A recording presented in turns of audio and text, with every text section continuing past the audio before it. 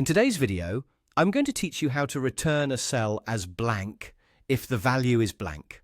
Sometimes when working with spreadsheets, we want to ensure that our results look clean and tidy. And a great way to achieve this is by carefully managing how empty or zero values are displayed. Imagine you have a simple table with columns for units, price, and total.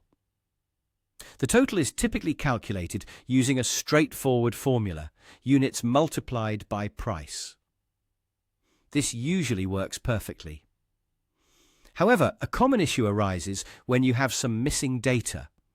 For instance, during data entry, you might inadvertently leave the units column empty. In this situation, using the regular formula still calculates the total as zero. And while that might be technically correct, displaying a zero might not always represent the true nature of your data.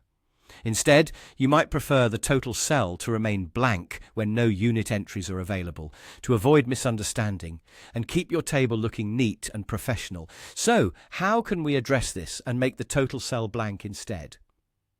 The answer lies in using a combination of the if function and the isBlank function, which are powerful tools for this kind of conditional logic in spreadsheets. Begin by selecting the cell where you want the total value to appear. Instead of typing the usual multiplication formula, let's tweak it a bit by incorporating the if function. The if function allows us to set up a condition and then tell the spreadsheet what to do if this condition is either true or false. In our case, the condition will check if the unit cell is blank. Here's how we construct our formula. Start with the if function, and within the parentheses, use the isBlank function to check the condition. This function will inspect your unit's cell and determine if it is indeed empty. So the formula begins with if and then isBlank inside to do the checking. Next, it's time to specify what happens if this condition of blankness is true. In our context, if the unit cell is blank, we want the total cell to also remain blank. We indicate this simply by adding a pair of double quotes with nothing between them, which effectively instructs the spreadsheet to display an empty cell.